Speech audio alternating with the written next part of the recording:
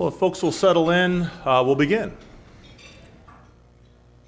First, let me just welcome everybody today. My name is Adam White. I'm the Executive Director of the C. Boyden Gray Center for the Study of the Administrative State at George Mason University's Scalia Law School. And it's my pleasure to welcome you all today to today's discussion on political polarization in the administrative state, government institutions in turbulent times. Now, before I introduce the program, I always love beginning by introducing the building. We're meeting here today, as with all of our DC events, we're meeting at the Decatur House, the historic Decatur House near the White House, formerly Commodore Stephen Decatur's home. We've always enjoyed doing events in this space so close to the White House because we like to think of the proximity to history and the constant physical reminders of the national legacy and institutions that all of us are dedicated to studying and preserving. And as it happens, if you enter or exit through this entrance, you'll see a bust just around the corner. It's a bust of Gordon Gray. Gordon Gray served as National Security Advisor, later served as President of the University of North Carolina, and also, as it happens, is the father of the namesake of our program, C. Boyden Gray. Now, the reason why Gordon Gray's bust is in the lobby is because he was the chairman of the National Trust for Historic Preservation that helped rescue all of the buildings here on Lafayette Park. And we think that's a fitting reminder that national institutions need to be preserved. They don't preserve themselves, and they require the hard work of dedicated philanthropists, civil servants, and political leaders. And so what better place to hold our own events than in this space that was preserved by the National Trust for Historic Preservation and the White House Historical Association. And as always, I want to thank the Historical Association as well for not just preserving and maintaining this beautiful space, but for welcoming us into it. Now, this event, it's also a special pleasure to get to do this in conjunction with scholars from Claremont McKenna College, Claremont McKenna College's Salvatore Center, and the Dreyer Roundtable. And especially to do this specifically with Professors Zachary Corser, Kenneth Miller, and George Thomas, and all the other contributors to this wonderful book, Parchment Barriers, which has been the focus, or which is the focus of our discussion today. Now, I have to say, we originally started planning this event months and months ago, early autumn of last year. We ended up picking the spring date for a few reasons, but back in September, October, I was very worried that come April, come March, the nation would no longer be polarized and we'd have nothing to talk about. So I'm very, very grateful for all the polarizers out there who managed to maintain the premise of this discussion. They've given us much to discuss. And so with that, let me turn things over to Zachary Corser to introduce today's discussion and the first panel. Zach?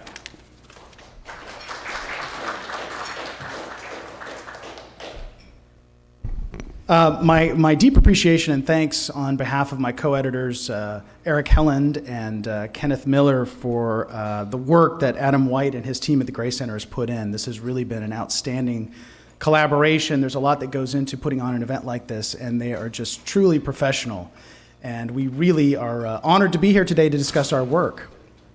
It's, for me personally, it's very rewarding as an academic, as a scholar, to take research into the public discourse. And part of our thinking about this book is that we wanted to make it very much an accessible yet scholarly work that we could contribute in some way to our own understanding of our current political moment, particularly in relation to the Constitution. So it's also an honor to be here in Washington, D.C., in proximity to the White House and in the heart of our nation's capital discussing these questions.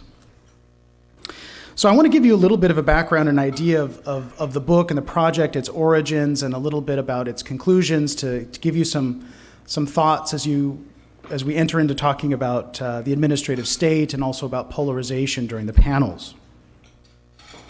In 2015, myself, Eric, and Ken began thinking about what are the most critical political questions of our time right now. What's something we could engage in that would contribute meaningfully to the current public discourse about American politics. And obviously, even in 2015, polarization was very much a focal point and a change that had occurred in American politics. And as we discussed and thought more and more about polarization and the origins of polarization, we began to think, what role does the Constitution play in this? Is there something more than mere partisanship or differences over policy that's driving this divide in understanding what it is that divides Americans politically today? And so the outset of this conference was really sort of posing a hypothesis or question to say, is there some kind of constitutional origin to the political divide that we see in American politics today? And we assembled an impressive array of scholars from a variety of different disciplines. Mike Grieva from George Mason, obviously, is here today. Colleagues from Pomona College, colleagues from the University of Minnesota, congressional scholars, coming together to examine the major institutions of government and really look at, what is it about Congress, the presidency, the courts, that polarization is doing to sort of test these institutions. And in terms of the divide over these institutions or over our politics, what informs each side? What's the ammunition, the ideological ammunition, the sort of constitutional theory that underlies the differences of opinion that seem to define our politics?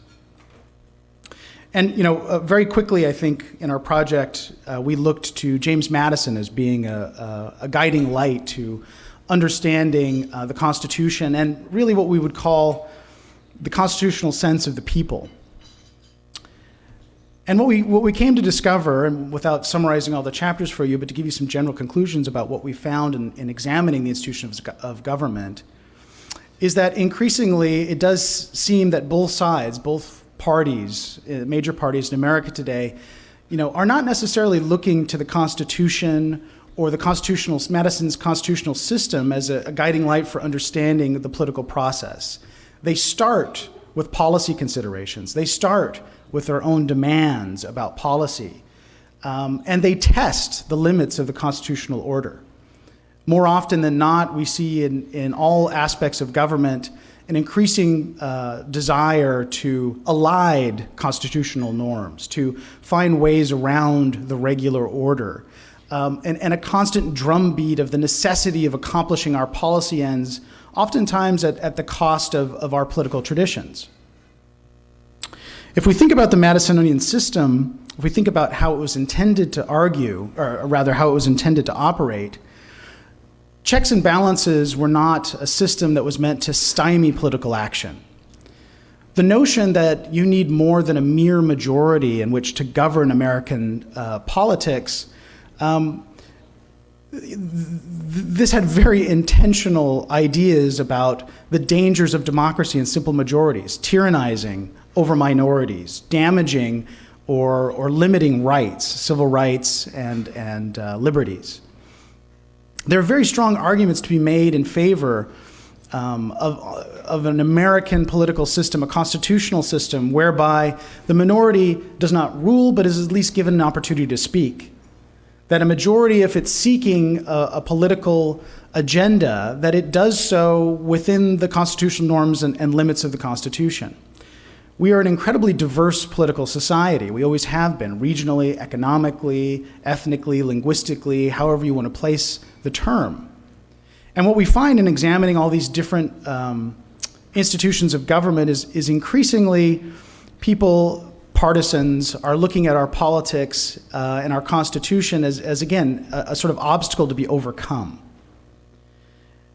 And I think in the balance, we're losing a deliberative space, certainly. One quote that was really important to me in writing my chapter about political parties, Harvey Mansfield in the 1990s, writing about political parties, talked about how the deliberative space was unrenewable capital. That it's very difficult to gainsay direct democracy. It's very hard to turn the ship around and say that mere parliamentary majorities are really the preferred method of politics in America. It gets hard to learn, without having the lessons of, say, the founding, it's hard to really internalize why it is that, say, in the 19th century we had incredible levels of polarization, and yet we didn't have the stagnation, gridlock, or pressure on constitutional norms that we see today.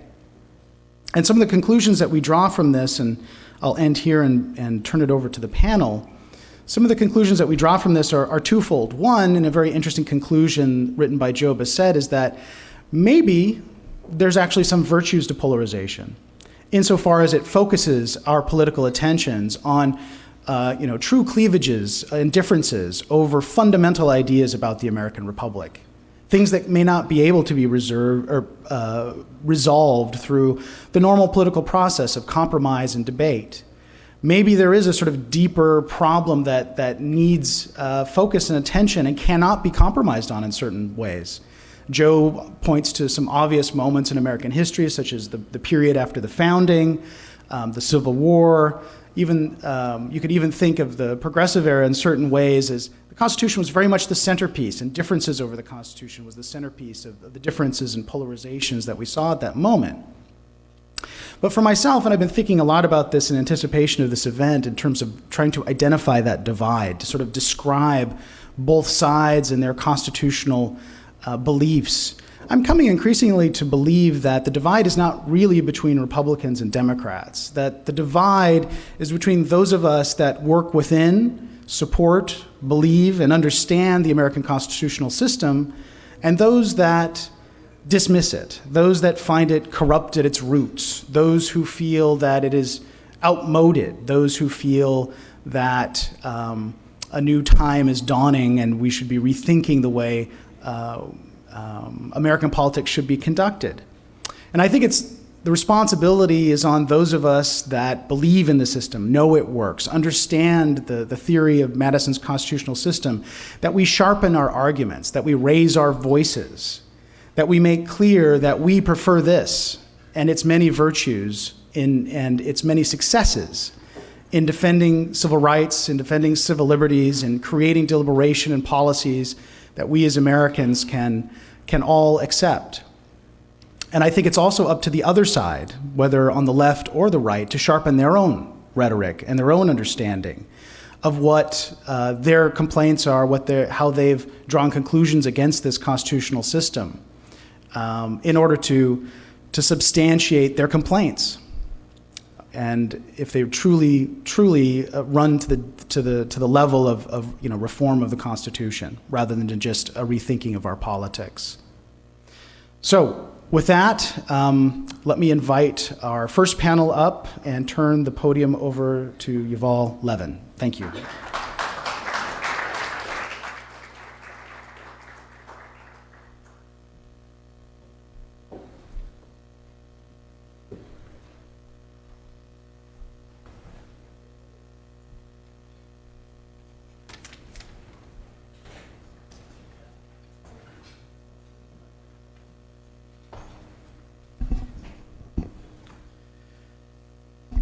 All right, thank you very much, Zach. I'll give everybody a chance to get seated here.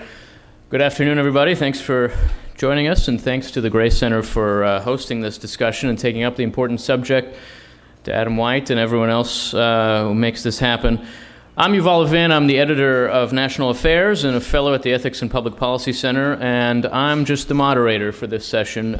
We have a great panel to talk about an enormously important set of questions: the effects of polarization on our system of government, on what we might broadly call the Madisonian system. I'm just very briefly going to introduce the panelists. They'll each offer some remarks to begin with, and then they can respond to each other. I'll ask them a few questions. We can open things up to conversation with all of you as well. Our subject, as I say, polarization in the Madisonian system, is really about how our system of government, very broadly understood, both its traditional constitutional institutions, some of its mediating institutions, some of the political institutions above and beyond the constitutional system itself, have been responding to and working within this intensely polarized moment. The period we're living through has been a challenge for our system, I think it's safe to say, and we're going to talk a bit about how that system is handling it, how it might be strengthened and reinforced to function better under these conditions. Our panelists each have done a lot of work on this general subject, and each has done it by focusing, I think, on a different facet of the problem, which should make for a great discussion. We're going to hear first from two of the editors of the volume that's brought us together. Zach Corser, who you just heard from, is the co-director of the Claremont-McKinney Policy Lab. He's research director at the Dreyer Roundtable, and is a visiting assistant professor of government at Claremont-McKenna. He's written widely on the links between political parties and democratic participation. He's written on the rise of populism in the US and around the West, and is very widely published more generally, both in the academic literature and in more journalistic outlets, on the nature of the political moment we're living through. George Thomas is the Bernat C. Walford Professor of American Political Institutions at Claremont McKenna. He's a scholar of the Constitution and of constitutional law, has written widely on a broad array of constitutional questions. His book on the founders and the idea of a national university constituting the American mind is out not long ago in paperback, and I really highly recommend it to you. He's also the author of the Madisonian Constitution. We'll then hear from Francis Lee, Professor of Government and Politics at the University of Maryland. Francis is a scholar of Congress above all, I think it's fair to say, and especially attuned to the relationships between political and institutional forces at work in Congress. Her 2016 book, Insecure Majorities, is, for my money, an absolutely essential guide to understanding what has become of the Congress in this century, and her work since then, too, has been enormously important in explaining the character of the function and dysfunction of the modern Congress. And finally, Lee Drutman, who's a senior fellow in the Political Reform Program at New America. Lee has written very widely on lobbying, on money in politics, and in recent years in particular has studied our electoral system and our party system and how they interact with the functioning of our government. His forthcoming book, Breaking the Two-Party Doom Loop, is a case for multi-party democracy in America. We're going to hear from each of the panelists in that order and then launch our conversation. And so, Zach, we'll get you started.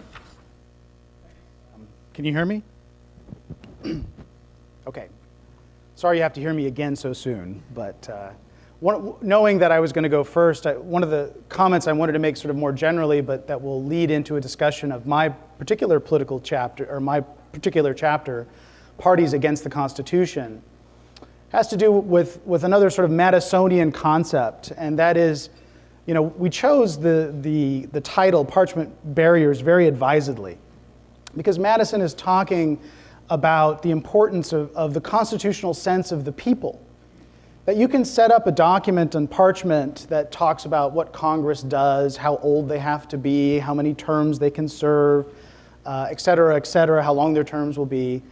But without a real constitutional sense of the people, that is, an understanding and a kind of acceptance of the sort of ground rules and understanding of how the Constitution is supposed to work, you can't truly expect this Constitution to operate effectively. And in thinking about the constitutional sense of the people, you know, in terms of thinking about comparing the Madisonian era and the theory of the Constitution to sort of our own politics of today, I think there's some really interesting comparisons that can be drawn out. First off, in terms of the beginning of the chapter, but also relating to my introduction, it seems like, you know, when I'm teaching, you know, introductory government these days, that I have to, first off, you know, when you live in interesting political times, it's really exciting for teaching introductory American government. Students suddenly get very interested in concepts like majority tyranny and want to give a very close reading to Federalist 10. 10 years ago, that was sort of harder to get students really to focus and understand how these are sort of evanescent problems. But we're fortunate today in certain ways to really focus the attention of students on questions of sort of basic questions of faction, basic questions of majority tyranny, basic questions of the role of democracy. And that's a real opportunity, but I think also it's exposing in our larger politics that this constitutional sense has changed significantly, and that parties as institutions, as electoral institutions, have adjusted themselves to better reflect the current understanding and acceptance of the American public about how the Constitution and how our constitutional system should run. First, let me just rehearse a few ideas from Madison and Federalist 10 and 51 and 55 in terms of thinking about why it is, for example, that our political system does not run on mere majorities. One of the lessons that was hard won during the founding era, under the Articles of Confederation, was the heat and the intensity of partisan debate, and how quickly it was that institutions of government and state governments quickly went from deliberative bodies to somewhat tyrannical bodies. And it gave Madison and others pause in terms of, what's going on here? Why is it that we see, legislatures upended by these interested partisan majorities that give no real authority or power to the notion of separation of powers, or who see opportunities within legislatures to use the idea of the legislature being the most democratic body to essentially tyrannize over all the others. And Madison sees that there should be and there ought to be limits to democracy. There ought to be, we should live in a republic, a place where we can refine and enlarge the public views, not immediately represent them. And that we should set up institutions of government that will allow for a certain kind of deliberative space, that will let people feel represented, that legitimacy is really the bedrock of American government, that people have to feel that in this system of government that it is their will that is being represented. But at a certain point, deliberation and compromise has to take hold. And it's not always easy to imagine that the public will is something that just burst forth from Zeus's head fully formed. That it's actually part of a process, a complicated process of politics. And that the Madisonian system is trying in many ways to guide this process. And so there were limits to democracy. There were, we can think about the Senate versus the House in terms of representation, particularly at the time of the founding when the Senate was actually elected by state legislatures, thinking about the executive, thinking about all these different components of the Constitution that were not in their nature fully democratic, but yet they were acceptable. In fact, they were even superior. As Hamilton said, it may not be perfect, but it is at least excellent in talking about our constitutional system. It had many advantages. First off, in terms of thinking about the limitations that are placed on democracy in general, that we set a very high bar when it comes to reforming ideas of what is a right and what is not a right. It's stated very clearly in the Constitution what the government cannot do. And if we want to reform the Constitution, if we want to amend it, the very high bar is placed on that. Simple majorities can do very little in this area. If we think about the veto points of the Constitution, say a presidential veto, quite literally a veto point, or if we think about the fact that before anything can become a law, it has to be acceptable in the exact same words by the Senate and the House, and that the Senate and the House are very different institutions, again, we're creating a deliberative space. We're creating a space that is not above or apart from the public, but rather a different expression of it. One that is meant to let the minority have a say. One that is meant to temper the passions of majorities. One that is most likely to actually, after a long political process, find something that we might acceptably call the public good. This notion of Republican government, of course, has been tested sorely throughout American history. Our particular polarized moment is not fully exceptional. Anyone who wants to make any reference to the Civil War, of course, can say things have been worse. But I think it's important to understand, talking about, say, the late 19th century, it's a period that I talk about in my chapter. The late 19th century was a sort of high watermark for partisanship. The idea of being an independent voter was anathema. It was considered unmanly to not choose a party. You had to choose sides. And elections were very fiercely contested in terms of turnout. And there were stark differences between the two parties in terms of policy. Pick one from the late 19th century, tariffs, for example, one that divided the Republican and Democratic parties. But at the same time, despite all of those deep partisan divisions, you saw that parties, for the most part, accepted a more Madisonian sense of the Constitution. The filibuster was rarely resorted to, even at extremely controversial moments where there was deep disagreement between Republicans and Democrats in the Senate. over intense issues like the tariff. People had their say, votes were taken. The system of government continued to move forward in the sense of creating a deliberative space, in the sense of giving opportunities for minorities to voice their opinion and majorities to take time to craft something that could be considered more acceptable to the country as a whole. So what you saw in the late 19th century was great deal of partisanship, but without the kind of polarization that we see today, where each side is not talking to one another, where essentially one side tyrannizes over the other in many ways, in terms of thinking about the presidency as being a kind of prize with which to control the system of government and ramrod through your particular policies, or Congress as being a mere handmaiden to that process. The 19th century, again, lots of partisanship, very little of the kind of polarization that we see today. So what is it about our own political moment that's so different? Why is it that I call the chapter "The Parties Against the Constitution"? Well, it's a very knowing reference to an article from the 1960s, but it's also to say that the constitutional sense of the people has changed. I think today we truly do prefer an idea of a kind of parliamentary democracy, where we see the compromises towards deliberation as being undermining the possibility of achieving our policy goals and aims. That the people themselves demand of parties that they be fully democratic. That the idea of parties being educative organizations that educate the public, that help to define issues, that engage the public through these issues and informing them, that it's really more about 50% plus one ruling without limitation. One example of that, I think, from the 2016 primaries, and it's been an interesting movement in the Democratic Party since then, is the cry for intra-party democracy.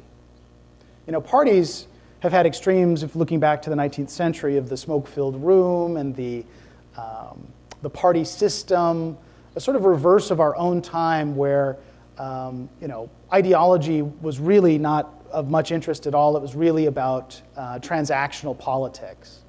But you think back to those days and compare them to our own, and I think what you find is that in the 19th century there was a notion that there had to be some deliberative process, some separation, some organization through, say, a caucus, for example, or having party leaders work at a federal, state, and local level in a certain way to create platforms, nominate candidates in ways that were sort of filtering public opinion, but they weren't focusing and directing public opinion in a direct manner.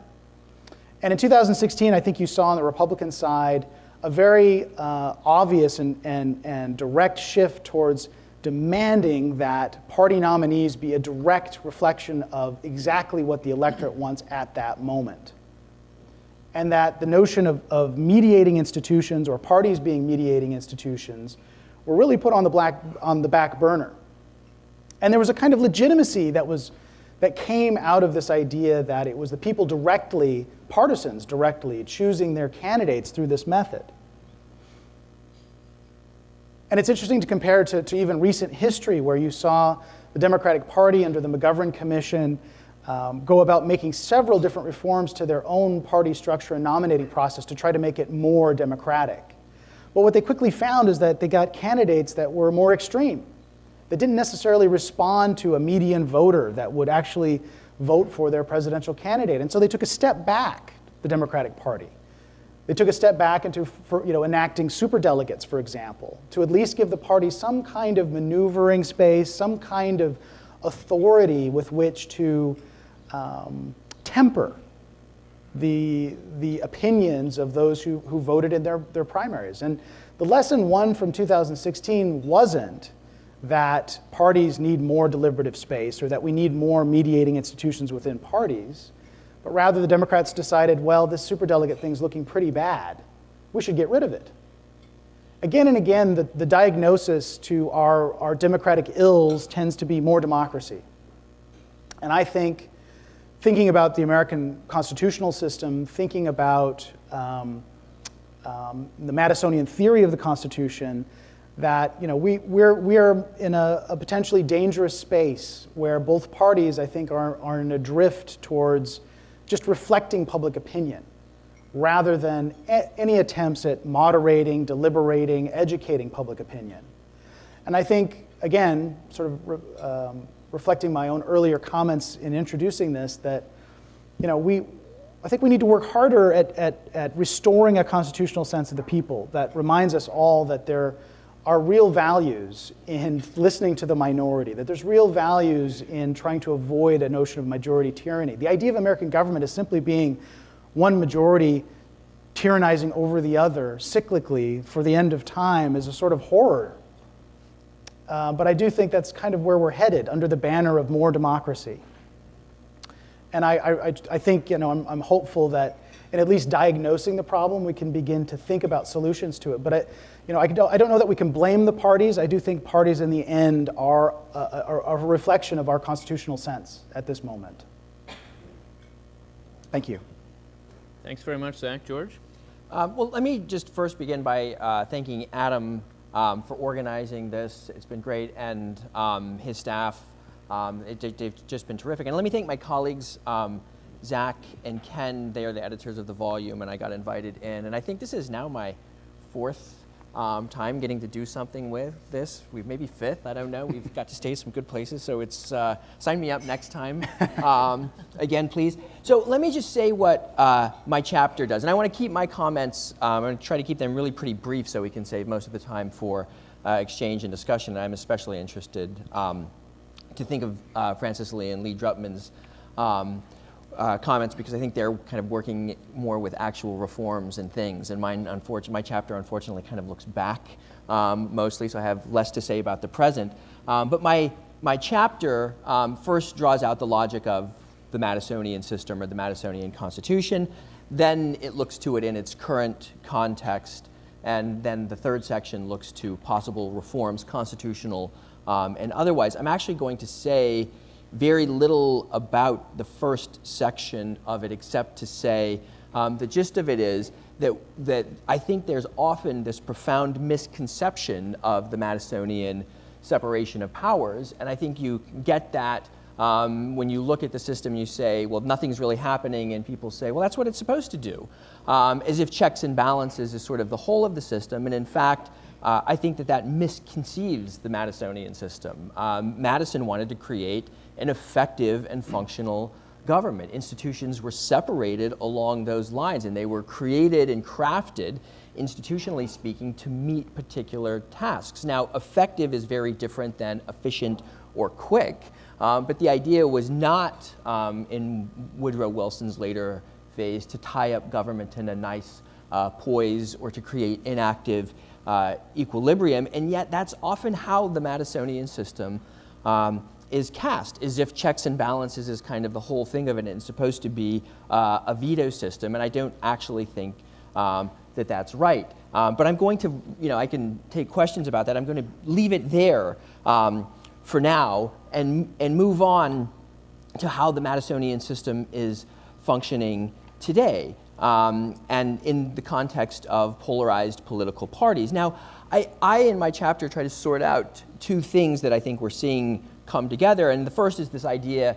that the separation of powers is dysfunctional. I mean, this idea is long-standing. It is, the idea in some sense predates the Constitution, when Patrick Henry was like, look, this is, you've created a crazy machine. How is this really going to work? It certainly has taken off in the 20th century, that the separation of powers is too full of veto points to create effective government. And the idea of dysfunction is simply that the American system, our political institutions, are really not capable of crafting solutions to pressing problems of public policy.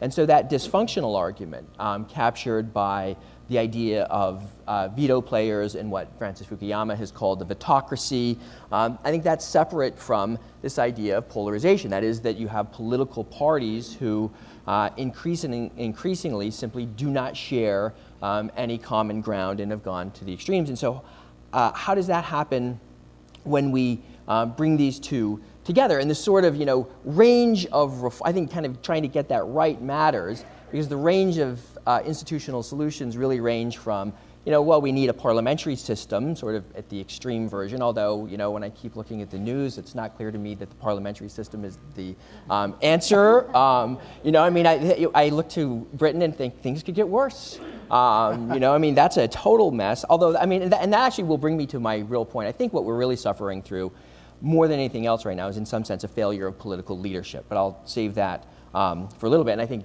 Britain is definitely suffering from that. But so it ranges from parliamentary system to, look, the Republican Party's simply gone. This is the Ornstein and Mann version. The Republican Party's simply gone crazy.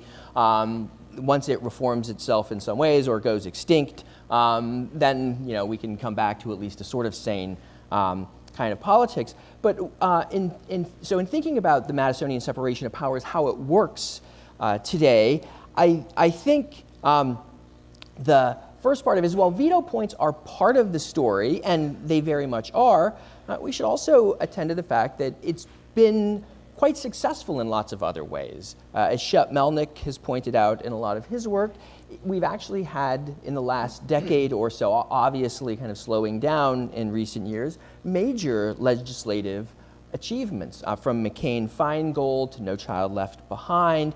The American system seemed to respond to the recession of 2008 at least as well as parliamentary systems of government. So it's not all veto points. You see major legislation crafted, and it's not always clear that major legislation should be the measure of successful government either. That's something we want to consider. At the same time, veto points play an important role in it, and what you really see, and I think, again, Francis Lee can speak to this more, is you see working around ordinary legislation. Government comes by way of executive order increasingly, and that's hardly just a new thing with Trump. That's been long-standing. Executives tend to go there. What's interesting with this current era is that you did have a unified party government, so to speak, in the first 2 years of the Trump administration, and yet nothing really came out of it. A little bit came out of it. You get tax reform, and you got judicial appointments, but you didn't get many of the other legislative achievements that Trump pointed to in the campaign, and that's sort of interesting. But you increasingly have judicial action and executive action, and so that introduces, at least in some sense, a constitutional distortion. And then what does that say about the system? And I think this has been sort of long developing, but the biggest question with the Madisonian system, or the biggest failing of it, is simply Congress has not really functioned as Madison expected it to function.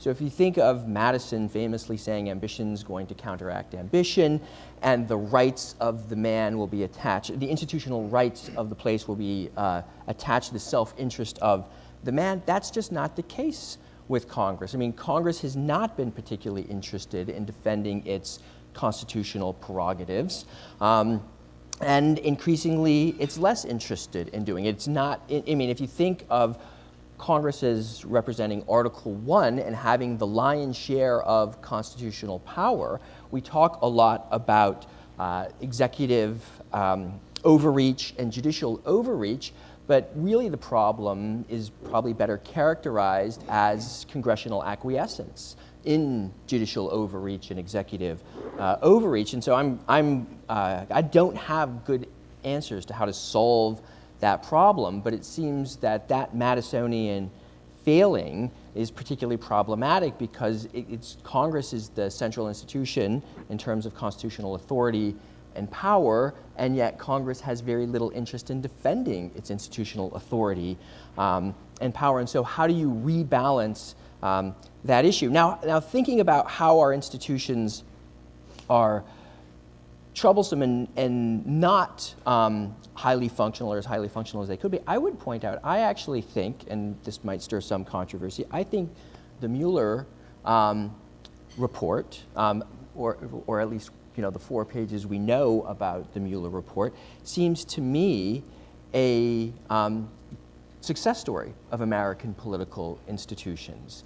And I say that because I think first of all, you had an investigation that came off on its own, uninterrupted. It seems to have reported largely in legal terms, and I think there's a great benefit now to it because I think the legal questions, we don't know for sure, but the legal questions could perhaps be put aside, and now the political questions can come in. And I think that's a more healthy form of politics, in part because I think there's been a tendency too often from both sides to identify the Constitution with the law and try to win by way of kind of clever legalistic arguments, and I think that that's a constitutional distortion. The law is an important part of America's constitutional scheme, but not all constitutional issues are legal issues, and we'll be better off as a society, as a political order, if we think more in constitutional political terms. Carving the sphere where we acknowledge the law is quite different, and that brings me to a couple of possible reforms. And I think one of them is simply to recognize that constitutional issues should exist independently of this legal sphere, and that it will be better off if we don't try to over-legalize our politics. On that note, I would say two reforms that I've become altogether persuaded by in constitutional terms would be the first one. It seems sort of mundane, but I actually think it could easily get enormous bipartisan support, and that's the idea that you'd have term limits for Supreme Court justices. It was actually put forward first by Stephen Calabrese of Northwestern Law School, Federalist Society champion. Lots of liberals have endorsed it as well. And the idea would really be to take Supreme Court appointments sort of out of the nasty political realm that we've entered. And it works out so that every president essentially would get, every 4-year term would have 2 Supreme Court appointments. And I think that's a small reform, but it's a reform that can help lower the temperature of our politics on those issues, and also then, in some sense, recognize the legal aspects should be separated from the political aspects in constitutional terms. The other one, and I'll be curious to see if Francis Lee thinks this might work at all, that might be one way to re-energize Congress is to reintroduce the legislative veto. I know the Supreme Court has declared it unconstitutional. I think if you actually go back and read Warren Burger's opinion, it's not a model of clarity. It's got this very weird sort of formalist overlay of kind of confused Burger-esque functional kind of argument. But it seems to me, and this points to the administrative state panel in a way, seems to me, and we have 2 real current issues that reflect this, and that the first is the Congress taking action and saying, look, we do not want money going to Yemen or to Saudi Arabia to fight the conflict in Yemen. And the second is Trump's emergency declaration.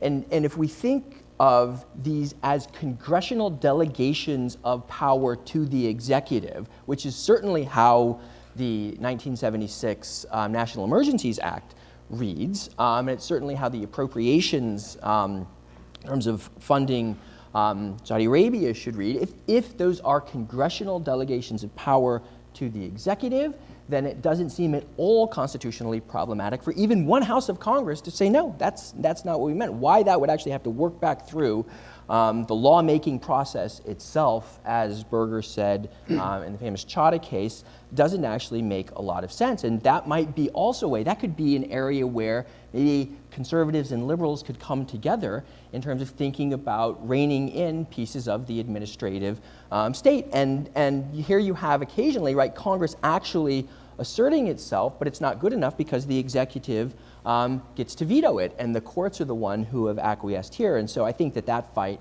might be worth having. So let me move from institutions to civil society. And I confess here, as a scholar who really focuses on ideas in central ways, and my last book, as you've all said, was really on kind of constitutional education in terms of the institutions, from the founding forward, I confess that I feel really dissatisfied with my answer here because it seems like a retreat. Because when I look at our political institutions, and I think that they have problems, although I think that they're sometimes overstated, I think the problems that loom larger for me are problems of civil society. And I don't like to retreat to say, well, we need some kind of education here to address these, but I think that that's part of the story. That, first of all, we really no longer have the space between our representatives and the people that we used to have. And representatives and political parties and the like, in some ways, have given up their educative functions, right? That they've become, or think of themselves as simply transmitting a popular will, which I actually would question exists. I don't think there's this popular will out there. I think it's something that is constructed and that we actually need to actively engage in constructing and acknowledging that.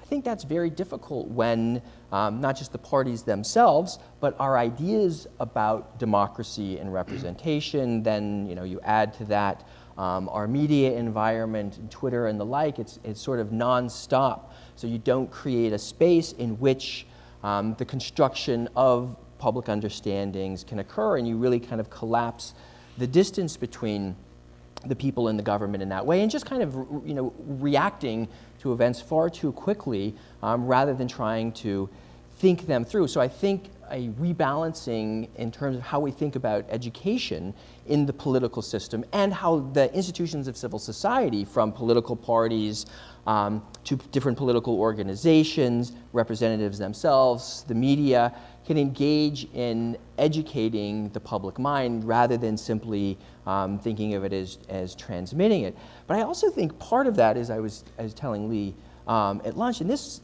part seems really strange to me, and yet I think this is where we are. It seems to me that we actually need to re-educate ourselves about the basics of democracy. And one of the things that seems most troublesome to me on the horizon is that both parties increasingly, or segments of both parties increasingly, simply view the other side as altogether illegitimate. I mean, you're hearing right now musings from the right, musings that I didn't used to pay attention to, by people I didn't used to pay attention to. I remember a colleague saying, aren't you listening to strange right-wing radio? And I was like, why do you care about that? This was about a decade ago. I should have been paying more attention. But the idea that if Trump doesn't win the election in 2020, the country is over. There's a left-wing version of this, right? That if Trump wins in 2020, it's over. I think that kind of heightened politics, where the other side is simply viewed as altogether illegitimate, is our real failing. I mean, I think we really are witnessing a failure of political leadership more than we're having a failure of our political institutions, and I'm in some sense at a loss as to how to revive that, other than thinking we need, in the realm of ideas, to reintroduce ourselves to recognizing the legitimacy of the opposition, right? And recognizing and trying to find at least some common ground with them. And I will end on that note. All right. Thank you very much, George. Francis Lee? I brought some slides. Oh, they're up there. I am a political science professor, and we always come bearing slides. I want to start by thanking Adam White and the authors and editors of the Parchment Barriers volume, as well as the Scalia Law School and at George Mason University for organizing this panel and for inviting me to participate in it.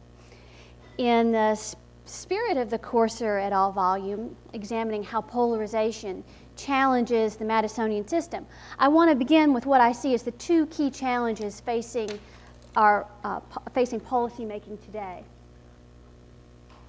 And move it forward. The third, maybe technology. Can you advance the slides for me? Oh, there goes. Okay. So I see these two main challenges. First, that political incentives today are more unsuited to bipartisanship than in other eras. It's harder to reach bipartisan agreements than in the past. But bipartisanship is no less necessary for legislative success. Even though Congress is much more party polarized, it has not gotten any easier for majority parties to succeed. without winning minority party buy-in. So to put it simply, bipartisanship is just as essential as ever, even though it's harder to get. In understanding why political incentives are less aligned for bipartisanship, we need to pay attention to the intense partisan competition of today's era. Since 1980, we've had divided government 75% of the time. In the House of Representatives since 1980, Democrats and Republicans have each held majority control for 10 Congresses. In the Senate, Republicans have had a majority for 11 Congresses and Democrats for 9. The evenness of this partisan balance is not normal for U.S. history. Next, I have a figure. Can you please move slides? The figure that displays a simple measure of two-party competition since the Civil War. It's just an average of the Democratic Party's share of the vote for president, the Democratic Party's share of House seats and Senate seats. So I average those three together, and then I take the difference from 50 so that I can show periods with Democratic majorities above the line and periods with Republican majorities below the line, and taller lines mean that a party is more dominant. I've circled the period since 1980, but as you can see, it stands out from this long time series for its narrow and switching majorities. The more typical pattern over this long period is for one party to enjoy a significant and persistent advantage over the other. The Republican Party was dominant in national politics for a decade after the Civil War, and then again between 1896 and 1932. Democrats were then similarly dominant for decades after the New Deal. The period most similar to today's competitive environment, if you move the slide, next slide please. The period most similar to today's environment was the partisan stalemate after the Hayes-Tilden contested election of 1876 until the elections of 1894. Those decades of the late 19th century are the most analogous period to the present, a period of close party competition, divided government, and policy stalemate. There are a few other short periods of close competition circled on the slide, if you'd please advance. Thanks. Two other periods during the Progressive era, the split in the Republican Party, and then again under Truman and Eisenhower. But as you can see here, we're in the midst of the longest sustained era of near parity between the parties since the Civil War. So, moving to the next slide. What do these circumstances of intense party competition mean for congressional incentives? First, they've encouraged politicians to focus on the near term. When elections carry the potential for a change of party control, politicians' time horizons get shorter. For decades in the 20th century, the only question about congressional elections was how big the Democratic majority is going to be. That's a very different political environment from one in which the identity of the party that will be in control in the next 2 years is in doubt. It's hard to look past the next elections to engage with long-term policy problems or institutional reforms. Second, competition for power reduces incentives for bipartisanship. It's hard for a minority party to work productively with a majority party at the same time as it's trying to make the case that the majority party is doing a bad job and should be thrown out of power at the next opportunity. If you work together and you vote together in support of a bipartisan deal, that's an argument for the continuation of the status quo allocation of political power. Close competition also reduces incentives for bipartisanship because the minority party anticipates being in a stronger position after the next elections than it currently is, so it thus becomes unwilling to strike any deal now. A third consequence of close competition for power is that it makes hard choices even harder. Policy making on the most important pressing issues we face requires painful choices. Figuring out a way to move beyond an economy based on fossil fuels involves tough trade-offs and costs for many constituencies. Serious efforts to achieve fiscal balance also inevitably involve hard choices. Achieving fiscal balance means that voters will have to pay higher taxes or accept lower services or some combination of the two. A party preoccupied with winning or holding majorities will want to avoid being saddled with responsibility for making unpopular choices. A party that wants to win elections may well be better off promising pie in the sky and refusing to sign off on any difficult deals. It's politically safer to make no serious efforts at solving difficult problems, but instead to exploit them as an opportunity to point fingers at the other side. Despite these incentives, however, bipartisanship remains, in most cases, the only viable path to legislative success in the constitutional system. And in fact, congressional lawmaking is still almost always bipartisan. Despite intense and rising party conflict, Congress rarely legislates anything on the basis of narrow partisan majorities. In fact, today's Congress does not enact more laws on party line votes than the Congress of the 1970s. This next figure shows the average percentage of minority party members voting in support of legislation that successfully passes the Senate. I've put a reference line at 50% so that you can see when the minority party's support falls below a majority of the minority party. You can see that most legislation garners majority support from both parties. This is true for Mayhew's landmark laws, shown in the dotted line, as well as for all laws, shown in purple. It starts in the 1970s and goes through the 114th Congress. This pattern is not driven by divided government. You can see the 111th Congress of Obama's first 2 years stands out for low levels of minority party support on laws, as does the 103rd Congress of President Clinton's first 2 years in 1993-94. But that same pattern is not present for the unified governments under George W. Bush in the 108th and 109th Congresses. If we move to the next slide, the same pattern is also true in the House of Representatives. To me, what's most striking about these data is the lack of any trend line.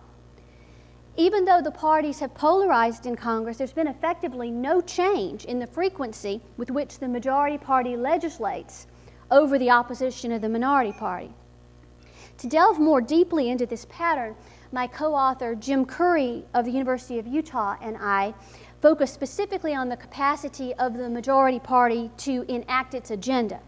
We wanted to know whether today's more cohesive parties are better able to enact their policy priorities than the less cohesive parties of the 1980s and 1990s. So to do this analysis, we compiled a list of all the partisan priority agenda items for each congressional majority party. To do this, we identified the issues that were flagged by the Speaker of the House and the Majority Leader of the Senate in their opening Congress speeches. And we also looked to the legislation that was slotted into the leadership reserved bill numbers, so HR 1 through 10, S 1 through 5 in most Congresses. We then constructed legislative histories of each of these items. There were 265 in all, going back through the mid-1980s. And we just classified the outcome. Did the majority party get most of what it wanted on that agenda item? Did it get some of what it wanted? Or did it get none of what it wanted? Moving to the next slide. Our first finding is that the modal outcome is failure 48% of the time on average. Roughly half the time the majority party fails to achieve any policy change. The legislative drive usually falters and no bill is enacted. Congresses with unified party government do not fare much better than Congresses with divided party governments. That congressional majority parties fail on average 50% of the time in divided government and 43% of the time in unified government. The second most likely outcome is, and this is 30% of the time, is that the majority party achieves some of its goals but has to compromise on key items in order to get the bill through. The last possible outcome, 20% of the time, is a clear victory. It's the least likely outcome, where the majority party does most of what it set out to accomplish. Clear victories are more likely to happen in unified government than in divided government, but failure is more common regardless. The bottom line is that majority parties can rarely deliver on their agendas, even in today's polarized era. Our next and last question I'll present to you here is, when the majority party succeeds getting most or some of what it wanted in terms of legislation. How does it do so? Move to the next slide. It's very unusual, here shown in the green, it's very unusual for a majority party to enact an agenda priority over the opposition of a majority of the minority party in both chambers of Congress. Over the whole period since 1985, this only happens on 20% of majority party agenda successes. The 111th Congress, Barack Obama's first Congress, stands out as the clear outlier case. Every agenda item on which the Democrats succeeded that Congress happened over the opposition of most Republicans. They did not succeed on an unusually large share of their agenda, but when they succeeded, they did so on a party line vote. But this wasn't the start of a trend, it was just a highly unusual Congress.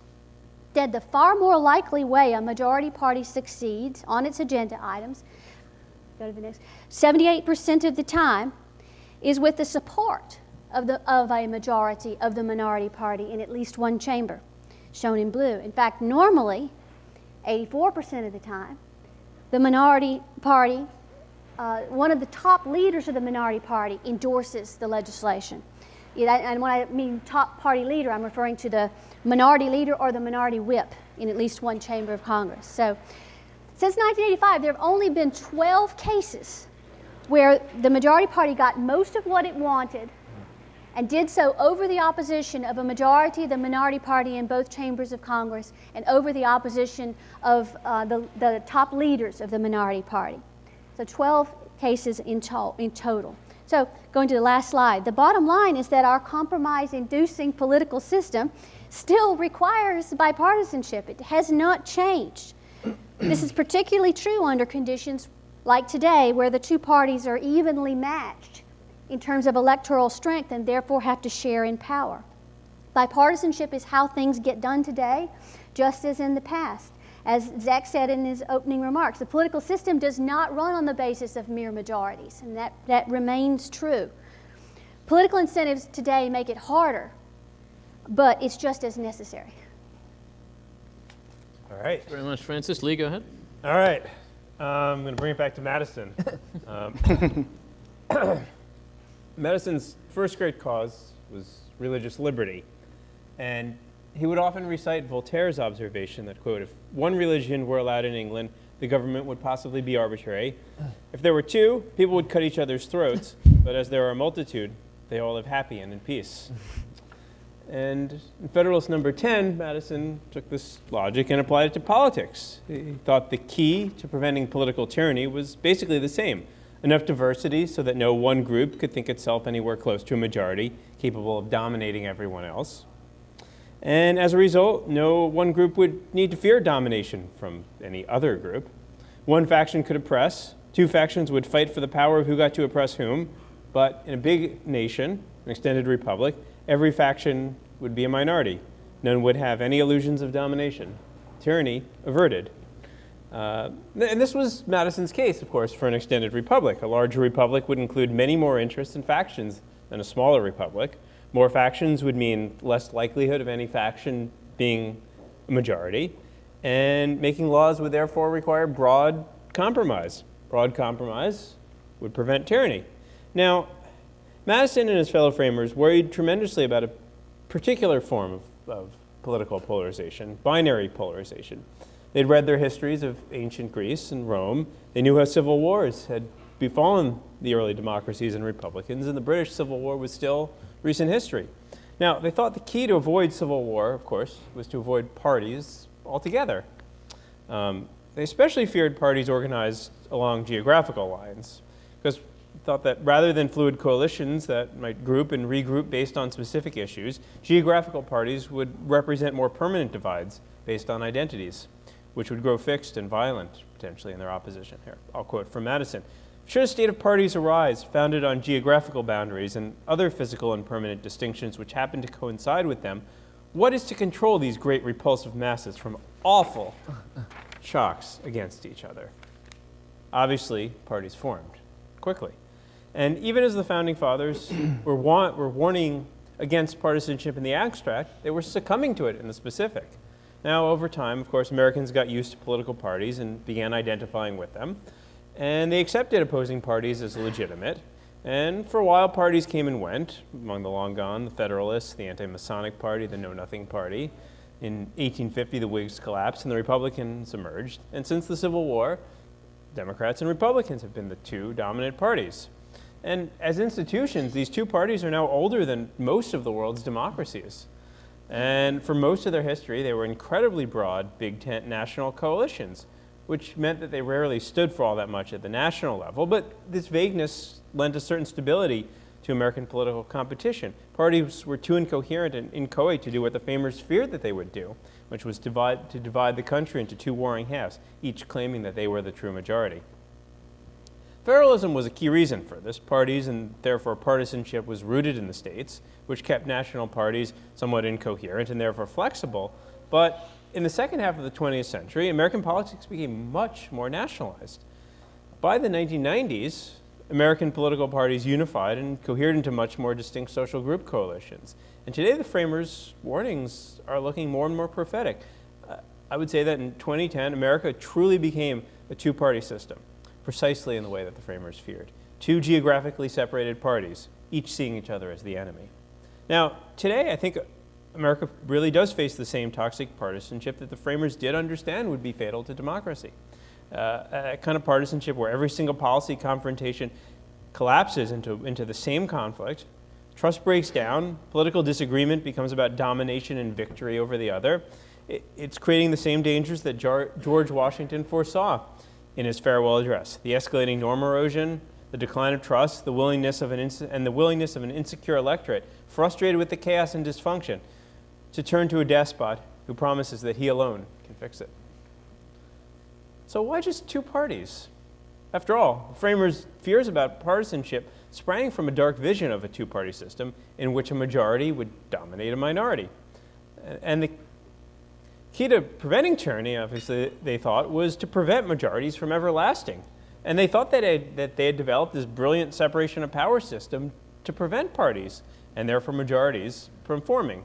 But while the framers labored over the design of the governing institutions, building upon this anti-majoritarian principle, they spent no time, zero time, debating a commensurate system of legislative elections. Instead, they blindly imported the majoritarian-oriented first-past-the-post system from the British countryside, which is probably the main reason that we have a two-party system. Now, this is understandable because at the time, that was the only electoral system that was available.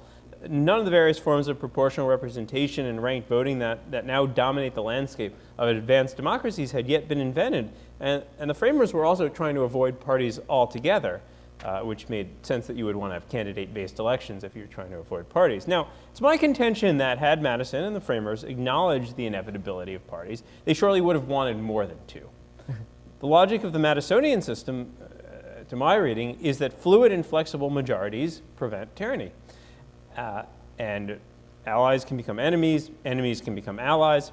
Some interests win now and lose later, other interests lose now and win later. Political interests ultimately become more nuanced and uncertain, and nuance and uncertainty forces us to think harder about political issues. And this is, I think, what multi-party democracy can look like. Now, true two-party democracy, by contrast, is the opposite of Madison's vision. It's one side constantly trying to dominate the other to gain whatever narrow advantage will allow it to take or keep power, and it leads to binary, simplistic thinking and to see political enemies as permanent. It's the very thing that they feared. Now, I say true two-party democracy because I actually think that we have to distinguish what we have now as a new phenomenon. And though, yes, America has been a two-party democracy in name, I'd argue that we really had actually a multi-party democracy for most of the 20th century because both parties were really loose and overlapping coalitions, much to the chagrin of a generation of political scientists who kept banging on about responsible parties.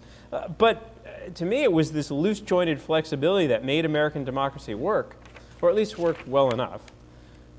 But now that the overlap between the parties has disappeared, now that liberal Republicans and conservative Democrats have essentially gone extinct, we do have genuine two-party democracy at last, based on geographic animosities, and it's a disaster, just as Madison warned it would be.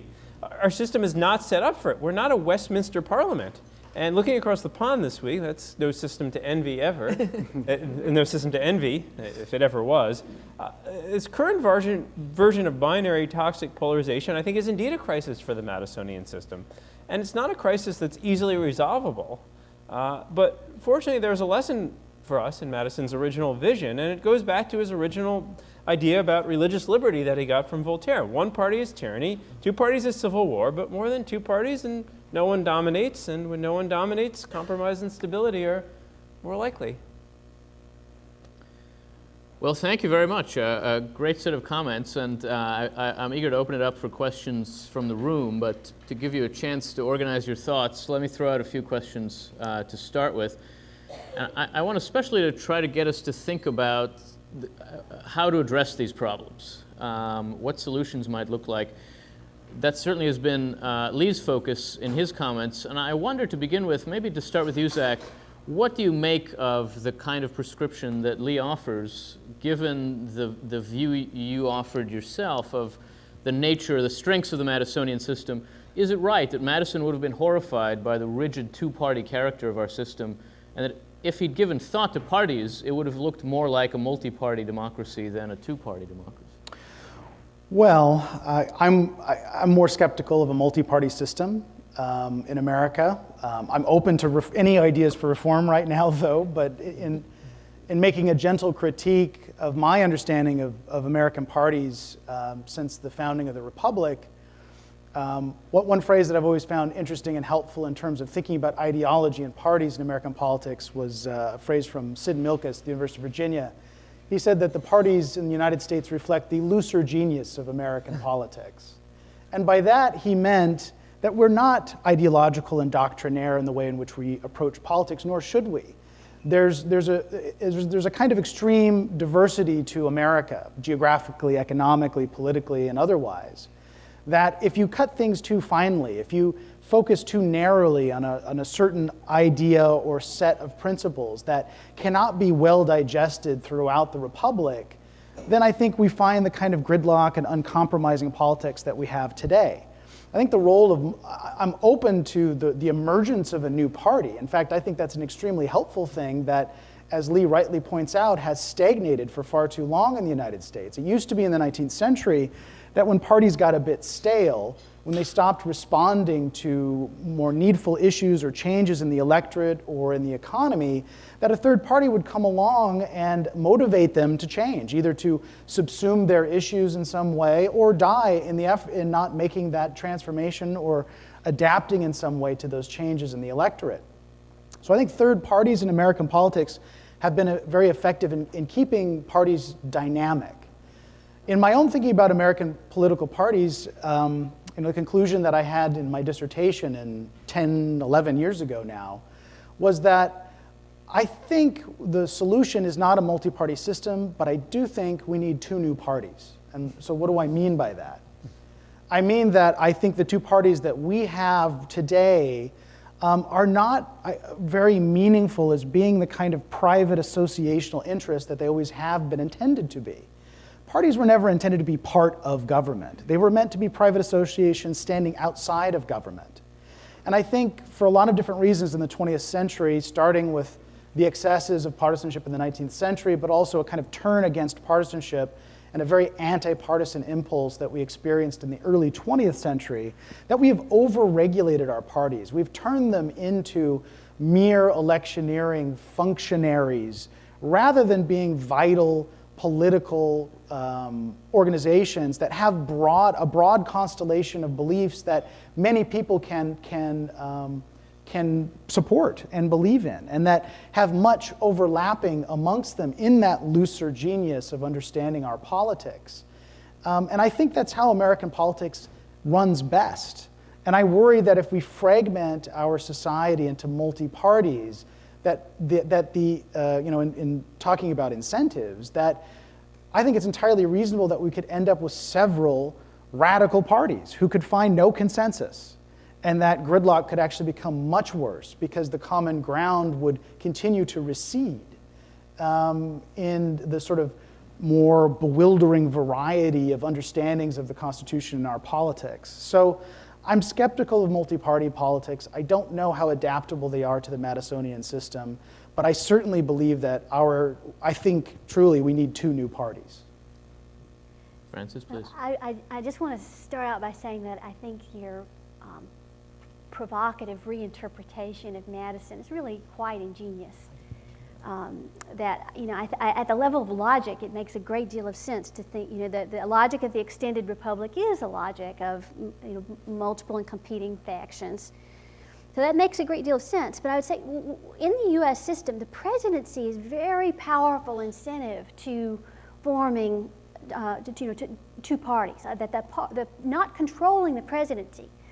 All the groups, all the parties that are dissatisfied with the president's leadership want to coalesce to try to win that big prize. So it's the nature of the presidency that is so profoundly consolidating in that sense, and pushes towards 2 parties. And the party system formed initially around presidents, to oppose presidents. And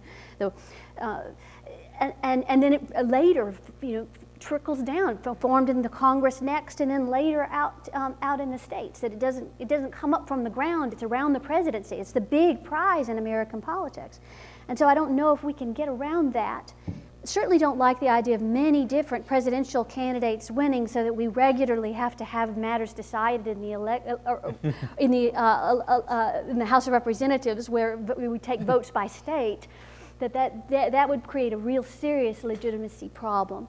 So I don't know. Did you have a proposal for that? For what to do when we regularly get no candidate with a majority of the Electoral College vote? Well, that would revert back to a legitimacy crisis of 1824 proportions. My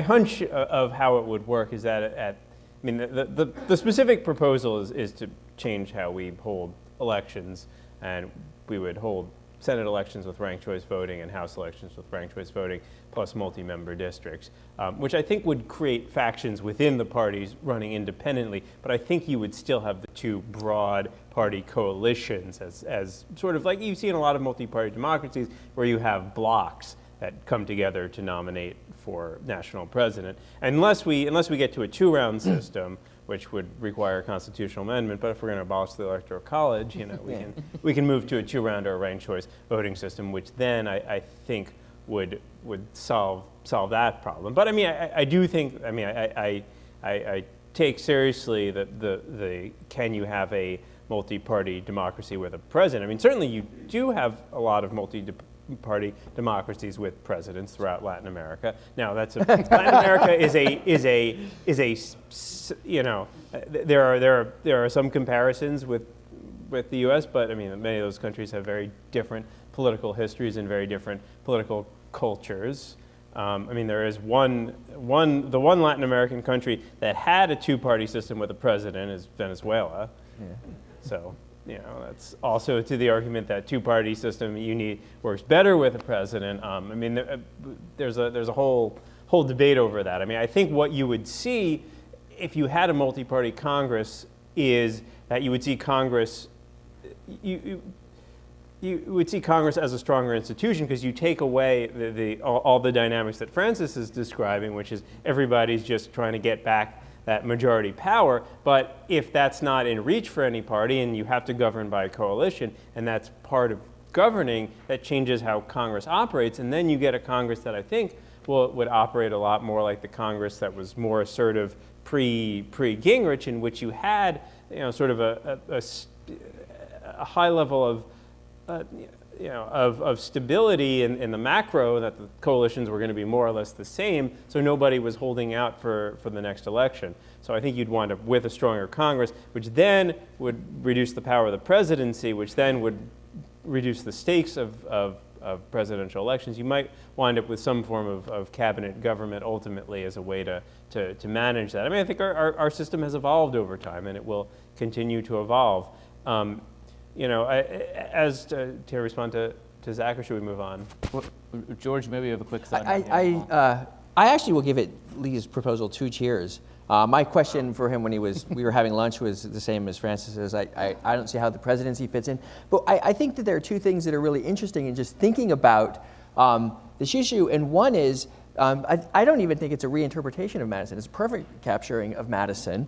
And we think that the two parties are somehow constitutionally there, or this is what they wanted. And I think it's a great example of actually the kind of rethinking that we need to do, which can revert to, Madison's always a great place to begin there, but this wasn't a necessary evolution. And actually to kind of come up with solutions that we might like, we could be more imaginative about them. And I think your point is powerful too, in that the presidency doesn't work like they thought it would. Right? I mean, the presidency wasn't supposed to be formed around parties. I mean, the presidency was supposed to stand independently for a lot of the same reasons you suggest. And so I think to kind of, in the spirit of thinking about, so our institutions have evolved in ways, and some of them are deeply problematic, I think it's really at least worth thinking about.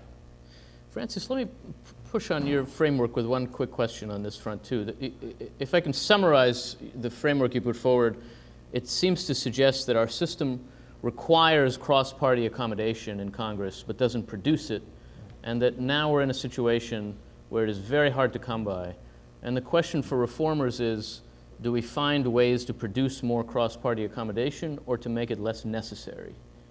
Which of those appeals more to you? Which you think is more constructive, more productive? Well, given the evenness of political support in the country at large between the two parties, I hesitate to give a green light to a majority party. It's such a narrow majority. In fact, it's not really a majority at all, in that I think both parties are really minority parties. And they can win office because somebody has to win, but they don't command the trust of the American people. And so I'd be more inclined to try to figure out how to make our system work. It's very difficult, and when you've got divergent views and parties that are strongly opposed, sometimes the right thing to do in a system like that is not to legislate any grand schemes. Mm-hmm.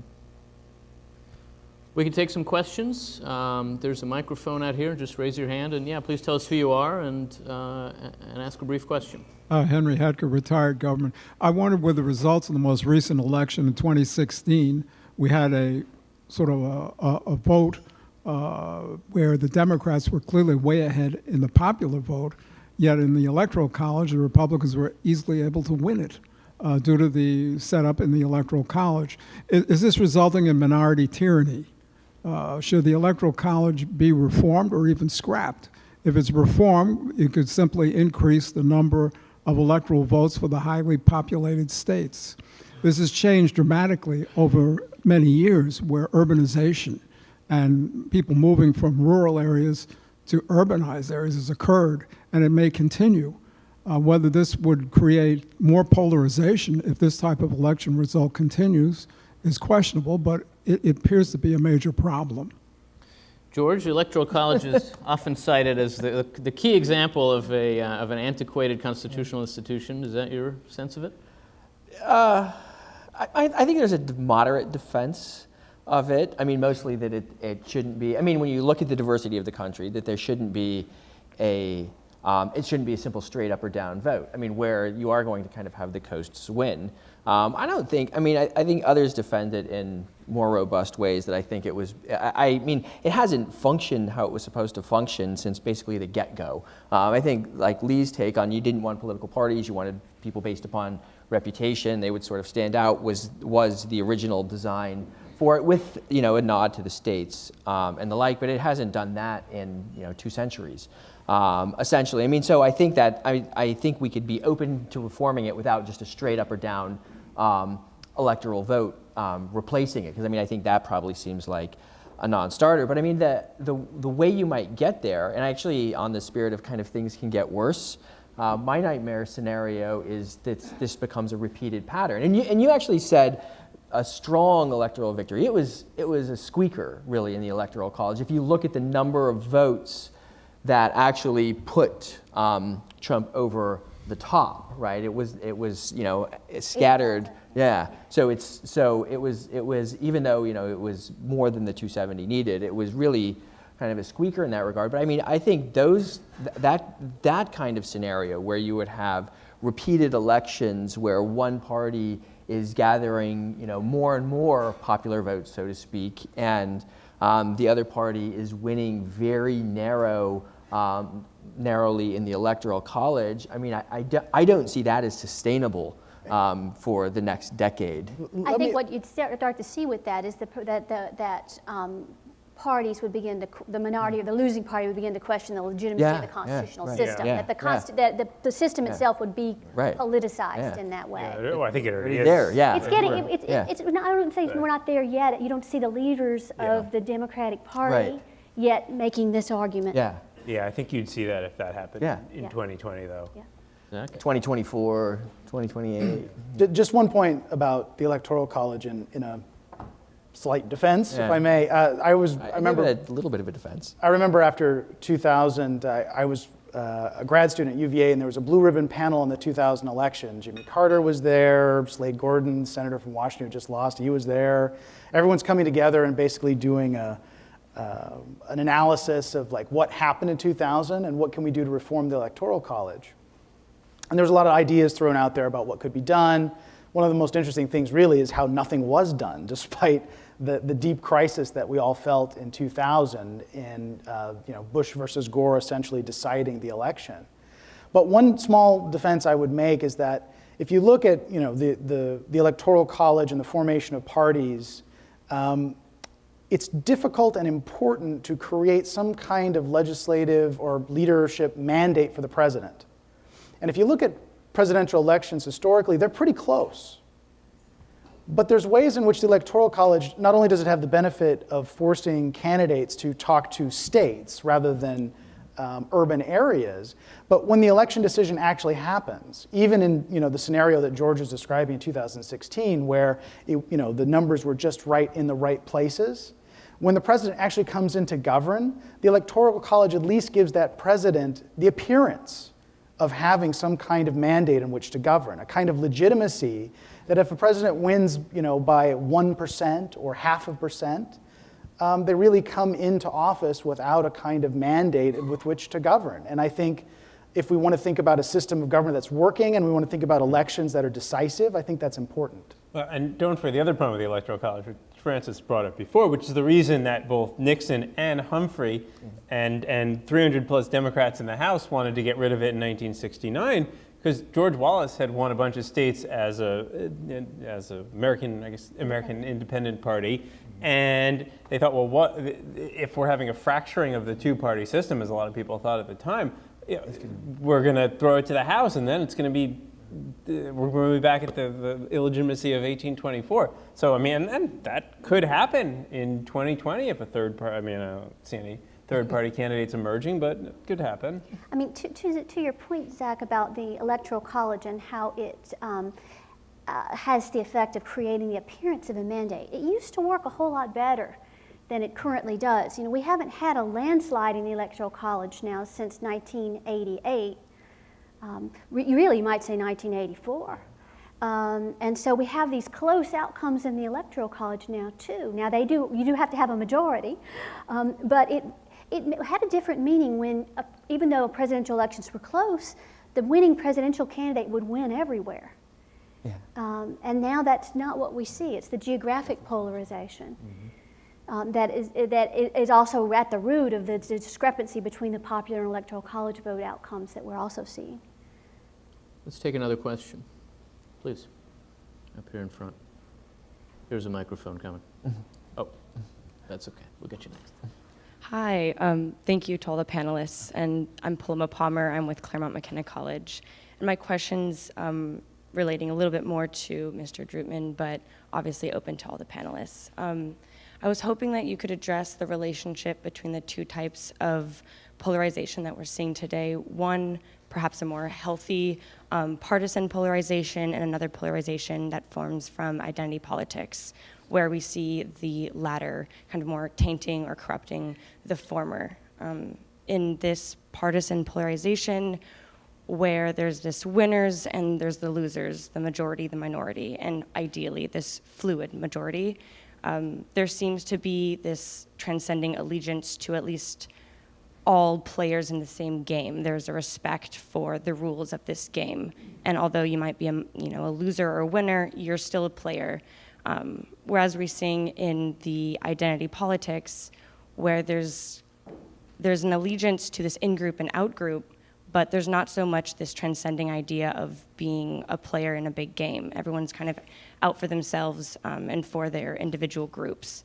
And I'm just kind of wondering, in a time where we're finding this a second polarization of identity politics seeming to corrupt a more healthy Madisonian, perhaps partisan polarization, where should we look for the solution? Is it found in the Constitution? And if not, where would it be found? Thank you. Well, I mean, I think you put your finger on a challenge of our politics right now, which is that the substance of partisan division is a fight over national identity. And there are two parties that have very different visions of national identity that spring from the social groups that form those parties, essentially. And, I mean, I think my view is that all politics is identity politics, because all identities, because we have all kinds of political identities, and the challenge of this moment is that a lot of these identities have gotten layered on top of each other. And so in an earlier era, 1950s, the standard political science treatise, or standard political science view was that people formed attachments to groups, unions, they were Catholics, they were bankers, whatever, and then those groups helped them to decide what their partisan identity should be. But a lot of those groups, a lot of those identities overlapped, and some pointed to a Republican and some pointed to a Democrat. And so you had a lot of people who were kind of cross-pressured voters, and the parties reached out to all groups, because, no group was solidly in one camp or the other camp. And what's happened is we've had this geographical cultural sorting, really over the last 60 years, is that there are very few cross-cutting political identities at this point. And a standard political science view in the 1970s and the 60s was that in order to have a stable polity, you needed to have a lot of cross-cutting identities, which is really fundamentally the Madisonian idea, that in order to have a stable polity, you need fluid coalitions. Same idea. Some people are going to be your enemies on some issues. Some people are going to be your enemies on different issues. Some people are going to be your allies on some issues. Some people are going to be your allies on other issues. And that's what prevents us from seeing the other side as the enemy, is if sometimes we agree with them. But that, to me, is a function of how our political parties form coalitions. And in the 1950s, the dividing line in American politics was over questions of economics. It was over how big the New Deal state should be, essentially, and to some extent foreign policy. And the Republican Party was the more pro-civil rights party, arguably, in the 1950s. And I would argue, as a fun historical counterfactual, if Nixon had won in 1960, Republicans would have become the party of civil rights. We have time for one more question, so why don't we go right up here in front? Hi, my name is Elaine Middleman. I'm an attorney. The polarization, it seems to have also reared its head in the Supreme Court, where people are talking about Chief Justice Roberts feels like he has to say, or he did say, we don't have Obama judges, we don't have Trump judges, we have judges, and their job is to say what the law is. But is their job to say that, or are they affirming, the Affordable Care Act, travel ban, whatever? Do they feel an obligation to go along with whatever the specific, identity of the legislation was based on? Mm-hmm. I just want to speak a little bit about a chapter by a colleague, Amanda Hollis-Brusky, who wrote a chapter in the book called An Activist's Court. And she makes, not an activist court, but an activist's court. Mm-hmm. And she makes a compelling case to say that parties now see the judiciary as part of a governing partisan majority. Whether judges see themselves that way or not, partisans see them as such.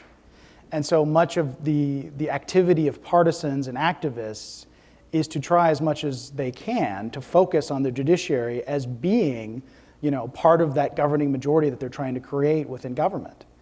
And that this, rather, I think, obviously goes against the purpose of the courts, to be, you know, at the very least, an honest broker about constitutional issues. And what's interesting is I do think you can, as we approach this question, it's like, you know, do judges see their roles as being part of a governing majority? And I would say for the most part, if you really look at it, I don't think that they do. I think they do bring a rather serious belief about, you know, a judicial philosophy to their role as judges.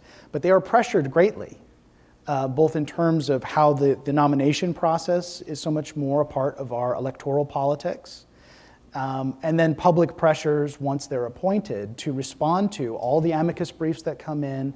You know, there's just the weight of public opinion and activists that press on the court constantly to think about their jobs in partisan terms. Yeah, on that, I would say I think we are in danger of going down that road. And I think there's, I don't know that many hold, except for, would-be appointees when they're before the Senate committee, this totally antiseptic view that it's just the law and I'm just calling balls and strikes. But there's been a big difference in saying, look, we actually are trying to faithfully interpret the law there and the Constitution, and there are profound disagreements as to how to do that.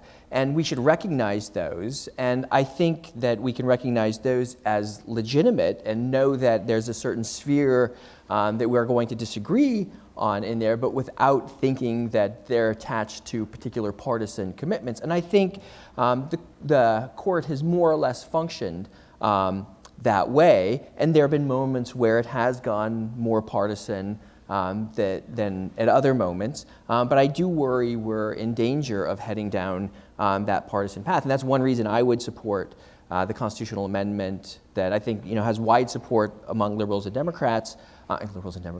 It's got wide support among conservatives and Democrats, and that would have an 18-year term. And then every president would get to appoint a couple of justices. But I also think that making it part of a kind of politics, really, I think that's one that I will blame squarely on Mitch McConnell. That was, to make Robert Dahl's old aphorism that the Supreme Court follows the election returns patently clear. It was like, we're going to have an election, and then we're going to put our justices in there. It's hard to tell the Democrats, well, don't do that next time around when it comes. I think that's a difficult proposition for them, and I think that's the kind of danger in saying that we're going to be partisan. And I guess this is a larger point than the court for me. What seems striking there is that that's an area where we've recognized serious constitutional disagreements, but thought that there were boundaries that we could all accept, right? That you could disagree with a justice's take, but you didn't think that they were acting necessarily illegitimately or out of bounds. You might think that they were profoundly wrong on that issue and we should work to overturn it, but one could accept kind of the institutional framework and system. And I worry that that's not only creeping into the judiciary, but that's really the problem more widely, right? That our disagreements have no longer become disagreements where we can say, I think you're seriously wrong here, and we should fight and be partisan and be worried about the future because we see it differently, but we can also then accept that there's some legitimate framework that we're operating on. And my worry is we're abandoning that world generally, and the court's just going to follow. And to kind of go back to thinking of the main theme of this panel, what I don't see, and why I call this a failure of leadership, is I don't actually see the kinds of issues that were at the heart of, say, the Civil War, that we need to be divided about. I do not see those in contemporary American politics. We're divided, but I do not think they rise to that level, but you have narrow groups of partisans pushing them to that level. Well, they have strong incentives to do so. Right. And so we need to think institutionally about it. Well, that seems like a suitably grim place to end. Let's thank our panel very much. It's not the Civil War. Yeah, it's not the Civil War, that's right. Or no, I think right now it shouldn't be the Civil War.